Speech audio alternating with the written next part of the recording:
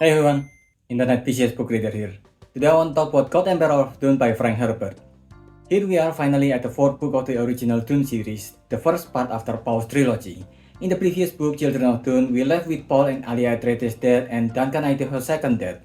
Leto gained what is basically immortality by becoming with the Sandworm to continue the rule of the House of Atreides in the galaxy, so we go into this fourth book not knowing how much time has passed. Maybe hundreds, maybe thousands. The book opened much further than that, about some space archaeologists finding traces of journal made by the legendary Leto II, which by the way is supposed to be the third since the second Leto is supposed to be Paul and Chani's son from the first book, but since the author wants us to forget about that, let's move on. The archaeologists are glad that they found these journals and the warehouse where it is kept on the planet of Arrakis. The new found journal along with the stolen journal are where most of the history under Leto's rule come from, and they also prove the origin of the new technology they've been using, Ixian Globe.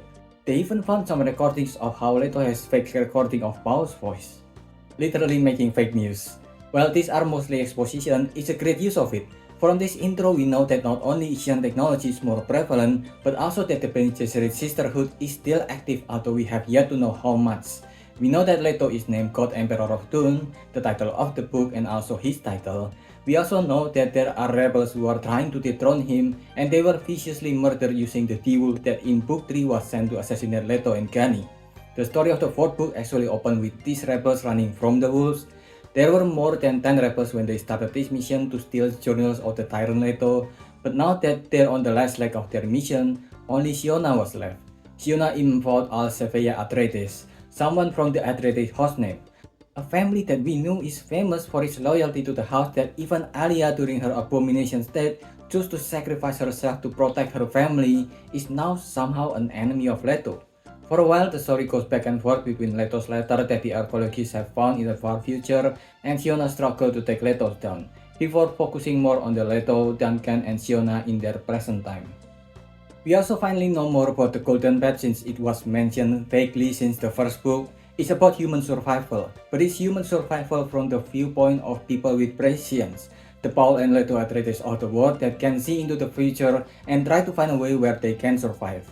Paul started it when he took the mantle of Lisan al-Gaib, and that path continues with Leto taking the God Emperor title. And now, despite the title of the book, Dune is no more. Arrakis has changed so much that the only desert left is a small portion of the planet called Sorir, the capital of Arrakis and the only source of the spice melons now. Because of this, the guild merchant and the Bene Gesserit are fully under Leto's control now. They cannot afford to lose the only source of the spice melons that enables their existence, so they need to create an alliance with Leto in exchange for the spice. He will give it to them as rewards and hold it back as punishment. He's done this for 3000 years since the end of the third book, calling it 3000 years of Leto's peace. The weird part of Dune started early here.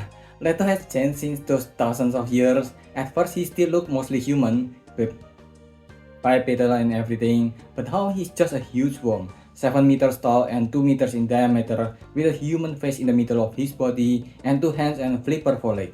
He eventually turns into a giant sandworm, but he kept when and how it will happen a close secret.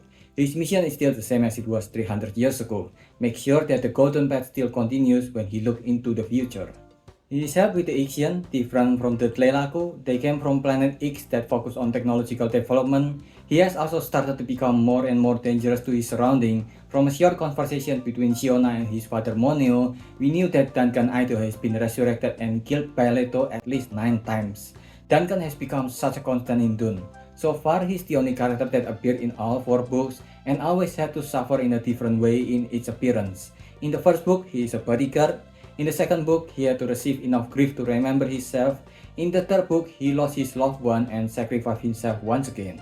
But during the 300 years, Duncan's Gola has become some kind of replaceable entity that can be easily replaced by another Duncan. Never has it been in the history of Dune, a life has become so cheap and replaceable. Leto can just order a new Duncan to the Tleilaku once a Duncan is no longer helpful to his ruling as an Atreides. And this current Duncan Idaho is no different than the rest of the Duncans. He tried to kill Leto using a las gun, but Leto used Paul's voice to catch him off guard and kill him, leaving only some wounds from the shoot. Leto no longer have any human weakness that even Duncan Idaho, one of the most powerful human in Dune's history, cannot kill him multiple times. But Leto leaves his weakness in the journal that Shiona managed to steal, and that is the only hope of stopping him. In Dune Part 4, Leto seems to have turned into the antagonist of the story. You could say that this is an entirely new world of Dune. The first 3 books are basically all the story of Paul Atreides, from his training in Caladan to his rise as Muad'Dib in Arrakis, and his eventual death as the Preacher. And starting from this 4th book, the story no longer involves Paul. It's been 3000 years, so besides Duncan, whose life has been cheapened by resurrection as I mentioned on my review of the 2nd book, no one else is here. Jessica and Stilgar are gone, and even Gunny and Farad'n, who played a major role in the 3rd book, are gone. Time has killed them. Part of why Leto kept resurrecting Duncan is because he's the only real connection to the past that is more than just memories. Leto has also taken control of the Bene Gesserit breeding program, and he used Duncan as a stud to breed more children for the sake of his golden path. But this generation of Duncan is now dead, killed again by Leto that defended himself from the last gun blast. But no worries, I guess. The Lelaku are sending him a new Duncan even before they clean the current Duncan's body from Leto's room. Leto used to plan for Shiona and Duncan to breed with each other, but now that Shiona has fully turned into a rebel, that plan seems questionable at best for now. In the meantime, Shiona has been copying the journal that she stole from Leto and has been sending them to other parties like the Bene Gesserit, the Trelaku, and the Ixian. The Trelaku and Ixian is a bit too similar for my taste. I really don't see any point in having Ixian just for the sake of having another planet that everyone hated and feared and needed because they focuses on technology advancements, just like the Trelaku. On the other hand, I can see the idea of why Leto created the Fish Speaker army, an all-female army that he made to replace the usual all-male army they used to have, because of several reasons. 1. Male armies usually tend to have older males sending younger males to combat while they are safe from danger, hence why most politicians are old gods. 2. Without any external enemy, male armies tend to fight their own civilians because 3. Male armies that were sent to battle in their youth tend to not outgrow their adolescent phase. They went back home after war to turn into a man-child that still act like their teenage boys. So even if they exist longer, they didn't grow older and more mature. If you don't like Dune for its weird sexual whatever it is from Children of Dune, it gets much weirder here in God Emperor of Dune. Because Duncan has been resurrected so many times for over 3000 years, he had some descendants, or a lot of descendants. He is basically an ancestor for some of the people who live in the capital, so when he breathed the outer world, not mine, with some of the people in the capital, he is possibly breeding with his own descendant. Duncan even saw the wife and children of his previous version at one point of the story because of Sophia's intrusive talk. Also, if you don't like real-life politics in your story, there are a lot more of those in here. A lot of more names and figures from the past is also brought by Leto, much more than Paul or any of the Reverend Mother has done. He talked poorly about religion and unquestioning obedience, bringing up the Jesuit as an example. This is the era before Twitter after all, so example of unflinching worship is much more traditional. Because unquestioning obedience is always the one thing that ultimately always brings despotism with its self-fulfilling prophecy, self-righteousness, and justification for all manner of obscenities.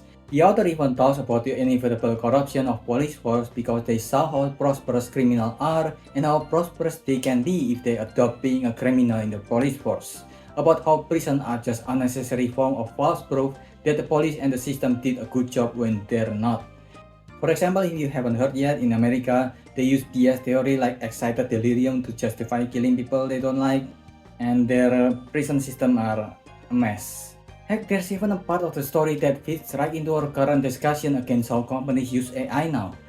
At one point, Leto brings up Thomas de Torquemada, the first of Christian Grand Inquisition who famously hated Jews and Muslims, believing that they are a threat to his fragile faith. He's one of the leaders of the Spanish Inquisition, during which he burned about 2,000 people at the stake and expelled 40,000 Jews from Spain because they haven't embraced Christianity. I really like how the author wrote 30,000 years of history into the book, and probably even more. It mostly just shows us where we're at and trust in the reader that we understand within the context that has been done in the 3,000 years that has passed from Children of Dune to here. The author is not the first or the last one to have done this, and it's not always done well in the story of this book, but when it's done well, it's one of the best it's ever done. Paul's name was barely even mentioned in the book except by Duncan, but that was because Duncan was a Ghoul who was resurrected with memories of the past and barely knew anything about the present. That's how far behind the initial trilogy was in this book, and you can feel it. Feel the passage of time from the writing. And as a result of that, the The story also doesn't lose its focus on the current events and the characters that took part in those events. And Leto used the passing millennia to create many customs and rituals. The fish speaker, Duncan as a start, the sharing, a new religion and a new god for the people to blindly follow without any question. Because not everything that Leto did can be considered as good, because he chose the path that Paul did not choose on purpose. Paul wanted to avoid the damage that humanity have to endure if he become a godly figure, but Leto embraced that in order to teach his final lesson, not to be too dependent on a single figure or a belief, even if that figure is God himself. The storyline got even weirder with the introduction of Winore, a woman that has been perfected by the Ixian to make Leto fall in love with her, something that fits the world of Lelaku more than the Ixian. This is why I said previously that there shouldn't be Ixian, it should just be Lelaku instead of introducing new entry thus far into the story. This is like Dragon Ball that just kept making stronger enemy instead of doing anything different and interesting. But with we, the Ixian have built a machine capable of giving birth to very specific individual and abilities, including even a little bit of hint on why Leto are not able to see her past and where she came from despite being able to see her future. Leto then went on multiple diplomacy meetings with the world leader of the multi-galaxy rule. He punished the Lelaku without giving the actual reason that it's because they had tried to kill him with their face dancer pretending to be museum freemen. He met the Bene Gesserit, showing us how different they are now that the spices are no longer as abundant as the last we know them.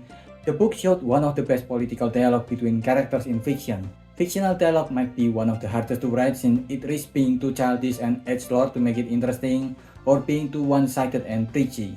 Both will make the dialogue lose nuances and depth that are needed to make the story stay compelling, but the author managed to do just that here. It's a masterful display of writing. To be honest, I don't really care much about the Golden Path and humanity's survival. The world existed far longer before we briefly came, and the world will exist far longer even if we are no longer here. But despite that, the story managed to make me pay attention to the action of the character and its consequences. The author still have some bad habits from the previous book, like giving characters new ability, like how every female suddenly can't get enough of Duncan, like he's an ex-body spray commercial because it is convenient for the plot if the character have this new ability. But it has so much significance to the story that Duncan is this way because while at a glance, Leto is the antagonist of the story since he's not a hero, he is supposed to be Shaitan incarnated after all. The one that fits the role of the antagonist most on a deeper level is Duncan. He is the villain in the story, or one of at least. He is the old ways that cling despite the necessity of change, despite the value in change. And the Duncan in God Emperor of Dune become the most hypocrite of all the Duncans because of this. He got angry and sick that he need protection while he is the weakest of them all. He got angry that the fish speaker embraced their sexuality while he himself had sex with someone he shouldn't have. He is so judgmental towards others but very lenient to himself. He even called out the ugliness of Nyla, the fish speaker that works with Sonia, saying that she's too ugly to be considered a woman at one point. He's such a petulant little baby that at times it's hard to take whatever he said seriously. It is such a drastic character change compared to the Duncans from previous book that I would even call it character assassination. But despite that, I can still confidently say that God Emperor of Dune is a great book. You know what will happen to Leto in the end of the book from quite early? Like Ali Atreides, he is doomed by the narrative after all. But you cannot stop reading even if you know the result of his action that he has prepared for 3000 years. After making sure that the Ixian no longer possess the ability to end humanity now that they have built the No Room, when no Prescient view can see, and that Siona had the gene to render her invisible from the Prescient vision, which is the entire reason why Leto took over the Bene Gesserit breeding program. Leto let Siona kill him over a bridge on his way to marry Hui, killing Moneo, Leto, and Hui. Leto's death caused the sand drought that has evolved after 3000 years in his body to take on the water of Arrakis, eventually turning it back into the desert planet that it once was, Dune once more. And now, after years of relying on Prescient for every step that they take from the first Dune with Paul Atreides, now humanity have to learn to walk on their own. But that's a story for another day. For now, I give this book a 4.5. What do you think? Let me know if I miss anything, so leave your thoughts in the comment below and subscribe to the channel. That's about it. See ya.